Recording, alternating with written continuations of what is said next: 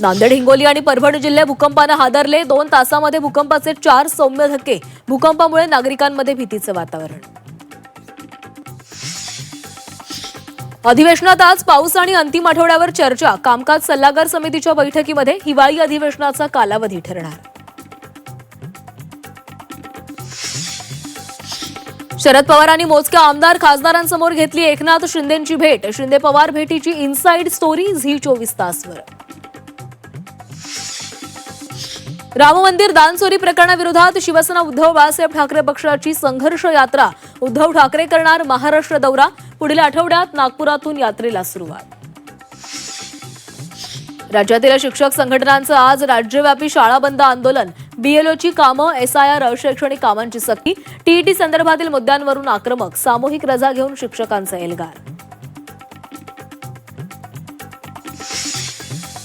नाशिक जिल्ह्यासाठी आज पावसाचा येलो अलर्ट. 1ली ते 7वीच्या शाळांना सुट्टी. इतर सर्व शाळा आणि महाविद्यालय नियमित सुरू राहणार. 13 जुलैपर्यंत जिल्ह्यातील सर्व पर्यटन स्थळांवर प्रवेशबंदी. राज्यात मुसळधार पावसाचं थैमान. विविध दुर्घटनांमध्ये 24 जणांचा मृत्यू. आपत्ती व्यवस्थापन यंत्रणा सतर्क. एनडीआरएफ, एसडीआरएफचे 23 पथकं तैनात. मुंबईतील धरणांमधील पाणीसाठ्यामध्ये लक्षणीय वाढ. धरणांमध्ये समाधानकारक पाणीसाठा जमा. मुंबईकरांची पाणी चिंता मिटली.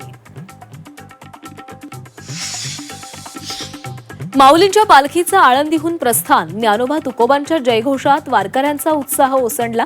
मुक्ताईंची पालखी बीड मुक्कामी.